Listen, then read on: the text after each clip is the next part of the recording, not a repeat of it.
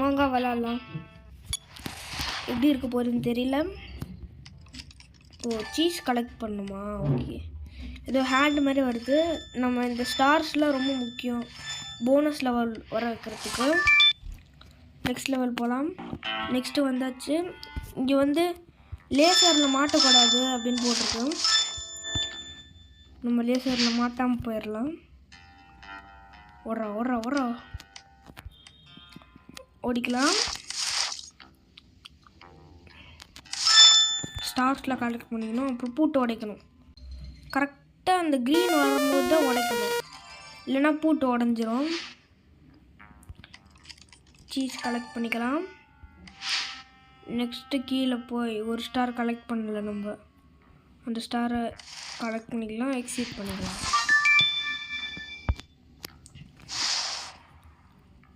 இப்போ வந்து இந்த வெள்ளை கலர் மவுஸ் கிட்டலாம் மாட்டிக்க கூடாதுன்னு போட்டிருக்கு. அவங்க மாட்டாமல் போயிடலாம். ஒரு அடி போட்டாச்சு.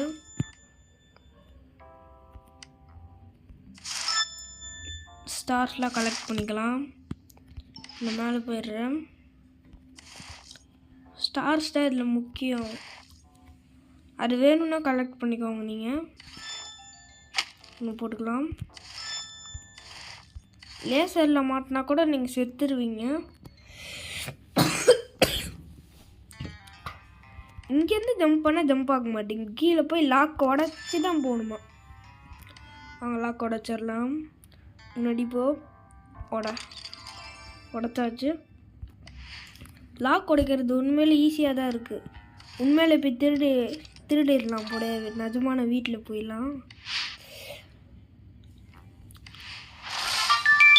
சரி, இந்த கேம் நல்லா இருக்கான்னு கமெண்ட் பண்ணிடுங்க. இப்போ வந்து 2 இருக்கானுங்க. போட்டுடலாம். வடா நீ. சரி வாங்க, இந்த சீஸ் நம்ம கலெக்ட் பண்ணிக்கலாம். டோர் நம்மளுக்கு ஓப்பன் ஆயிடுச்சு. இப்போ நீங்கள் வந்து இதை தள்ளணுன்னா இந்த பக்கம் இப்படி பண்ணிங்கன்னா அவன் தள்ளிடுவான். வந்து பாக்ஸ் இந்த சைடு தான் இருந்துச்சு உண்மையிலே. இப்போ நீங்கள் வந்து இந்த மாதிரி இந்த சீஸ் எடுக்காமல், சீஸ் எடுத்தால் தான் அந்த டோர் ஓப்பன் ஆகும்.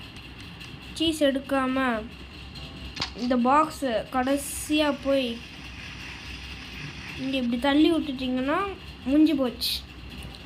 நீங்கள் திருப்பி போய் சீஸ் எடுக்கணும். அப்போ தான் உங்களுக்கு டோர் ஓப்பன் ஆகும். இப்போ வந்து நீங்கள் சீஸ் எடுக்காமல் மேலே போயிட்டீங்க. இப்படி மேலே போயிட்டீங்க. டோர் லாக்கில் இருந்துச்சுன்னா